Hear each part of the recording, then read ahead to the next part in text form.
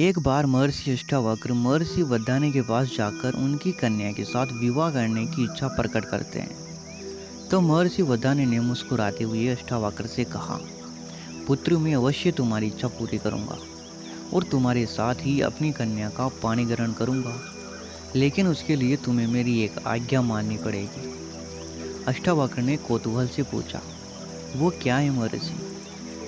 महर्षि वैद्यानी ने कहा, तुम्हें उत्तर दिशा में जाना होगा।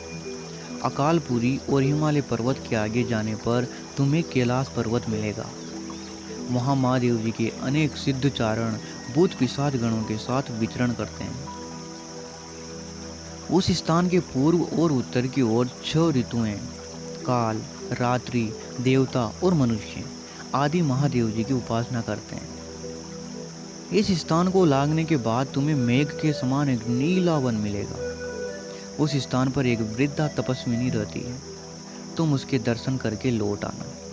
मैं उसी क्षण अपनी पुत्री का विवाह तुम्हारे साथ कर दूंगा। अष्टावक्र ने महर्षि वरदानी की बात स्वीकार कर ली और यात्रा के लिए चल पड़े। पहले तो वह हिमालय पर्वत पहुंचे और वहां धर्मदायिनी बाहुदा नदी के पवित्र जल में स्नान किया, देवताओं का तर्पण किया और उसी पवित्र स्थान पर कुशासन बिछाकर पवित्र विश्राम करने लगे। वहीं रात भर सुखपूर्वक सोए। वहीं प्रातःकाल अग्नि प्रज्वलित करके उन्होंने यज्ञ किया। वहीं पास में एक तालाब था जहां शिव पार्वती की मूर्ति रखी हुई थी। अष्टावक्र ने मूर्ति के दर्शन किए और फिर अपनी यात्रा पर चल दिया। चलते चलते वे कुबेर की नगरी में पहुंच गए। उसी समय माणिभद्र के पुत्र रक्षक राक्षसगण के साथ उधर आए। ऋषि ने उन्हें देखा और कहा, हे भद्र, आप जाकर कुबेर को मेरे आने की सूचना दे दें। मणिभद्र ने कहा, महर्षि, आपके आने का समाचार तो भगवान कुबेर को पहले से ही प्राप्त हो चुका है। वे स्वयं आपके समुचित सत्कार के लिए आ रहे हैं। कुबेर ने आकर महर्षि अष्टावक्र का स्वागत किया और उन्हें अपने भवन में ले गए। तपस्वी अष्टावक्र 1 वर्ष तक कुबेर के यहाँ रुके। फिर उन्हें महर्षि वरदानी की आज्ञा याद आ गई और उन्होंने कुबेर से चलने की आज्ञा मांगी। कुबेर ने और ठहरने का ऋषि से काफी आग्रह किया, लेकिन अष्टावक्र अपनी यात्रा पर चल पड़े। वे कैलाश, मंदर और सुमेर आदि अनेक पर्वतों को लांघकर किरात रूपी महादेव के स्थान की प्रदक्षिणा करके उत्तर दिशा की ओर चल पड़े। कुछ ही आगे जाने पर एक सुंदर वन उन्हें दिखाई देता है। उस वन में एक दिव्य आश्रम था और उस आश्रम के पास अनेकों रत्नों से विभूषित पर्वत, सुंदर तालाब और तरह तरह के सुंदर पदार्थ थे। देखने में वह नगरी कुबेर की नगरी से भी कहीं अधिक शोभायमान दिख रही थी। वहीं पर अनेक प्रकार के सोने और मणियों के पर्वत दिखाई देते थे, जिन पर सोने के विमान रखे हुए थे।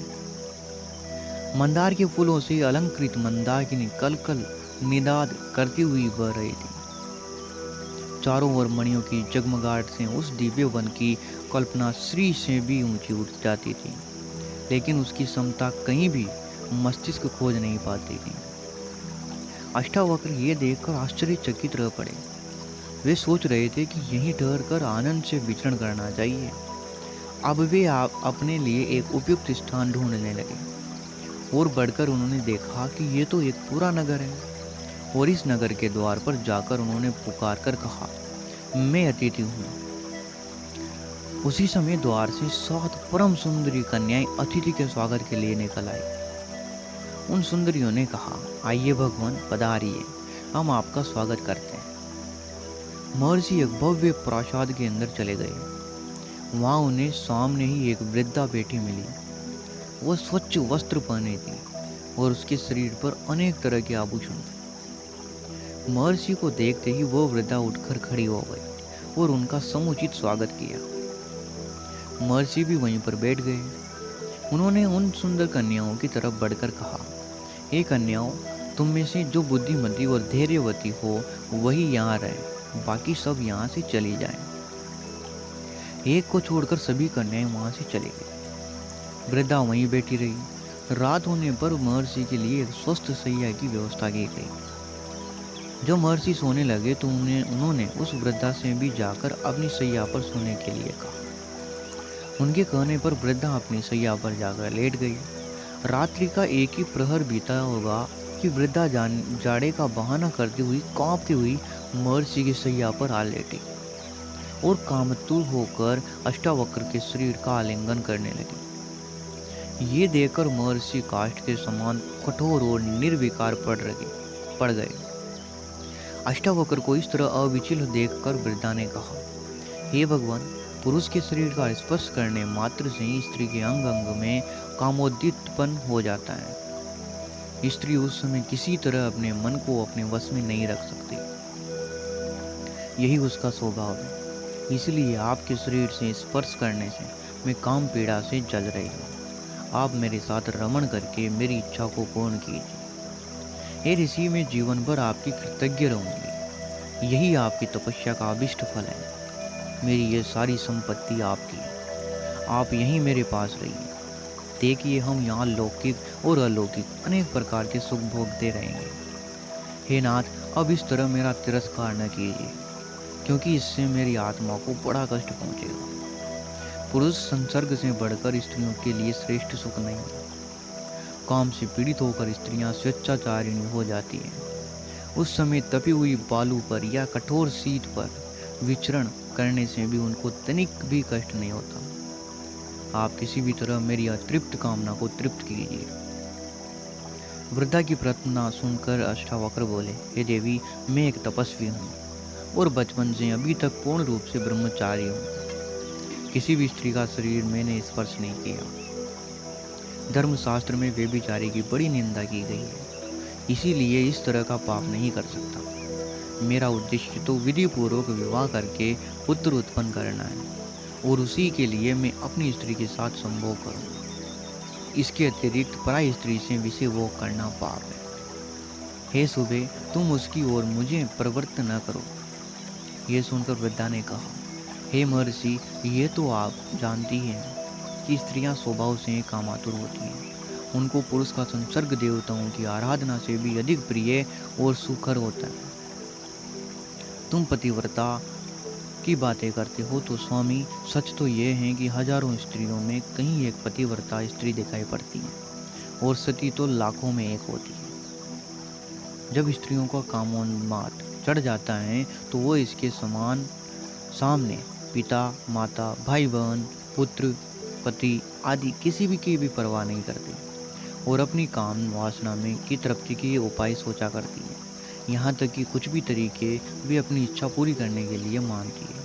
हे भगवान, काम के वश होकर ही स्त्री उल्टा हो जाती है। वृद्धा की बात सुनकर अष्टावक्र मन ही मन दिखा रहे थे, लेकिन फिर भी अपने को दृढ़ रखकर उन्होंने अविचलित भाव से उत्तर दिया, हे देवी, मनुष्य जिस विषय का स्वाद जानता है उसी के लिए उसकी तीव्र इच्छा होती है। मैं तो उसे भोग जानता ही नहीं, फिर मैं किसी भी हालत में तुम्हारी इच्छा पूरी नहीं कर सकता। वृद्धा ने कहा, यह न कहे नाथ, आप यहाँ कुछ दिन ठहरिए, तब अपने आप ही आपको संभोग का सुख स्वाद मिल जाएगा। तब मैं और आप पूर्ण सुख के साथ यहाँ रहेंगे। इस पर अष्टावक्र ने कहा, हे देवी, जो तुम कह रही हो वो संभव नहीं। ये कहने के बाद महर्षि अष्टावक्र सोचने लगे कि ये वृद्धा इस तरह के से काम से पीड़ित क्यों है। तभी उनके हृदय में संशय जागा कि हो सकता है ये कुछ समय पूर्व इस प्रासाद की अधिष्ठात्री देवी कोई युवती हो और किसी शाप के कारण इस समय कुरूप वृद्धा हो गई हो। ये संशय पैदा होते ही उन्होंने उसकी कुरूपता और वृद्धावस्था का कारण पूछना चाहा, लेकिन उचित नहीं समझ पाए तो उन्होंने नहीं पूछा। एक दिन बीत गया।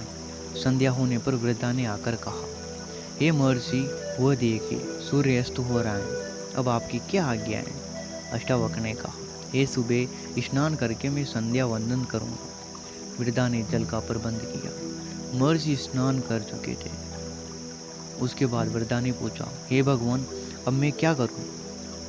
अष्टावक्र कुछ भी उत्तर नहीं दे पाए और चिंता मग्न होकर सोचने लगे। इसी बीच उत्तर की प्रतीक्षा न करती हुई वृद्धा उठी और अंदर से एक थाल में सजाकर स्वादिष्ट भोजन ले आई। महर्षि भोजन करने लगे। फिर भोजन करते करते उन्हें पूरा दिन बीत गया। रात्रि हो गई। वृद्धा ने अलग अलग पलंग बिछवा दिए। महर्षि जाकर अपने पलंग पर लेट गए और कुछ देर बाद उनको नींद आ गई। आधी रात्रि के समय वृद्धा फिर संभोग की इच्छा रखते हुए उनके पलंग पर आ जाती है। महर्षि सहसा जाकर कहने लगे, हे देवी, तुम व्यर्थ प्रयत्न न करो। पराई स्त्री के साथ संभोग के लिए मेरा हृदय गवाही नहीं देता। ये कार्य मुझे धर्म विरोध लगता है, इसलिए इसे त्याज्य समझकर मैं इसमें कदापि प्रवृत्त नहीं होऊंगा। उस पर वरदा कहने लगी, हे भगवान, आपकी शंका निर्मूल है। मैं स्वाधीन स्त्री हूँ। माता पिता या पति किसी का भी मेरे ऊपर अधिकार नहीं है। मेरे साथ सहवास करने से आपको पर स्त्री गमन का दोष क्यों लगेगा? अष्टावक्र वृद्धा के तर्कपूर्ण दृढ़ता के साथ कहा, हे देवी, तुम्हारा ये कहना कि तुम स्वाधीन हो, निराधार हो। प्रजापति ने कहा है कि स्त्री जाति कभी स्वाधीन नहीं हो सकती। वृद्धा ने कौतूहलवश पूछा, क्यों? अष्टावक्र ने कहा, हे सुबह, प्रजापति ने कहा है कि लोक में कोई भी स्त्री स्वाधीन नहीं है। बाल्यावस्था में पिता, यौवनावस्था में पति और वृद्धावस्था में पुत्र स्त्रियों की रक्षा करते हैं, इसीलिए वे इन्हीं के अधीन होती हैं। फिर बताओ, तुम किस प्रकार स्वतंत्र हो? अष्टावक्र के तर्क के साथ किसी तरह के से उलझते हुए वृद्धा ने दूसरा पैंतरा लेकर कहना प्रारंभ किया, हे देव, मैं इस समय काम से पीड़ित हूँ और आपके साथ संभोग करना चाहती हूँ। वृद्धा ने इतने कह देने पर भी अष्टावक्र अडिग रहे और उसी दृढ़ता के साथ कहने लगे, हे सुबह, साधारणतया मनुष्य काम, क्रोध आदि दोषों के विभूषित होकर इस संसार में कितने ही जघन्य पाप करता है, लेकिन मैंने कठोर संयम से अपने मन को अपने वश में कर लिया है। तुम किसी भी तरीके से उसे विचलित नहीं कर पाओगे, इसलिए तुम्हारा इस तरह आग्रह करना व्यर्थ है। जाओ, अपने पलंग पर चली जाओ। अब तो वृद्धा को गहरा धक्का लगा, लेकिन फिर भी उसने धैर्य नहीं छोड़ा और फिर वो एक नई आशा लेकर अष्टावक्र से बोली, हे महर्षि, यदि आप मुझे पर स्त्री समझते हैं और इस कारण पाप समझकर संभोग करते हुए डरते हैं, तो मुझे अपनी स्त्री बना लीजिए। मैं इसके लिए सहर्ष तैयार हूँ। आप विश्वास रखिए, मैं अभी तक कुंवार हूँ। इससे आपको किसी भी तरीके का पाप नहीं लगेगा और मेरी काम पीड़ा भी शांत हो जाएगी। कुछ ही क्षण के बाद जब उन्होंने कुछ करने के लिए अपना मुंह ऊपर उठाया, उनकी दृष्टि उस स्त्री पर पड़ी तो महान आश्चर्य के कारण वो सहसा हिल उठे। वह वृद्धा अब 16 वर्ष की अत्यंत सुंदर कन्या का रूप धारण करके सामने बैठकर मुस्कुरा रही थी। अष्टावक्र ने अधीर होकर पूछा, हे देवी, ये तुम्हारा कैसा रूप है? मेरी समझ में कुछ भी नहीं आ रहा है कि तुम कौन हो। मैं तुम्हारा परिचय प्राप्त करने के लिए लालायित हूँ। बताओ कल्याणी, तुम कौन हो? उस कन्या ने मुस्कुराते हुए कहा, हे महर्षि अष्टावक्र, स्वर्ग, मृत्यु आदि सभी लोगों के स्त्री पुरुषों में विषय वासना पाई जाती है। मैं पर स्त्री गमन के लिए आपके मन को विचलित करके आपकी परीक्षा ले रही थी, लेकिन अपने कठोर संयम के कारण आपने धर्म की मर्यादा को नहीं छोड़ा। इसीलिए मेरा विश्वास है कि जीवन में आप कभी किसी प्रकार का कष्ट नहीं भोगेंगे। मैं उत्तर दिशा हूँ। स्त्रियों के चपल स्वभाव का प्रदर्शन करने के लिए ही मैंने ये वृद्धा का रूप धारण किया था। इससे आप ये जान लीजिए भगवान कि इस संसार में वृद्धावस्था को प्राप्त स्त्री पुरुषों को भी काम सताता है। मुझे प्रसन्नता है कि आपने स्त्री की कितनी भी चंचलता देखकर अपने ब्रह्मचर्य व्रत को नहीं छोड़ा। इसलिए ब्रह्मा और इंद्र आदि देवता आप पर अत्यंत प्रसन्न हैं। जिस काम के लिए महात्मा वदाने ने आपको यहाँ भेजा है वो अवश्य पूरा होगा। महर्षि की कन्या से आपका विवाह अवश्य होगा। वह कन्या पुत्रवती भी होगी। अष्टावक्र ये सुनकर अत्यंत प्रसन्न हो गए और उस देवी से चलने की आज्ञा मांगी। उत्तर दिशा ने आदर के साथ अष्टावक्र को विदा कर दिया। जब वे लौटकर महर्षि वदाने के पास आए तो उन्होंने उनकी यात्रा का सारा वृत्तांत पूछा और फिर अपने मन में पूर्णतः संतुष्ट हुए और अपनी कन्या का पाणी ग्रहण उनके साथ कर दिया। तो प्रिय मित्रों, आज की कहानी यही है और आज की कहानी से हमें ये सीख मिलती है कि हमें जो हमारा लक्ष्य है उसकी तरफ डेडिकेटेड रहना चाहिए। चाहे कितने ही लुभावने अवसर हमें बीच में मिल जाए, लेकिन हमें उनकी तरफ ध्यान ना देते हुए अपने लक्ष्य की तरफ ध्यान देना चाहिए। हम किसी भी कहानी को अपने अनुसार उसको ढाल सकते हैं और इस तरीके से हम इस कहानी को ढाल सकते हैं। उसी के साथ आपके अनुसार इस कहानी के अलग-अलग आपके अकॉर्डिंग आपके लाभ हो सकते हैं। आपके इससे आपको सीख मिल सकती है। एक और भी सीख इससे ये मिल सकती है कि हमें अपने आप पर कंट्रोल करना चाहिए। कहा जाता है ना कि self control is the first secret to the success, और वही इस कहानी से हमें सीख मिलती है। तो चलिए फिर मिलते हैं कल अगली नेक्स्ट वीडियो में। तब तक के लिए आप सभी का बहुत-बहुत धन्यवाद।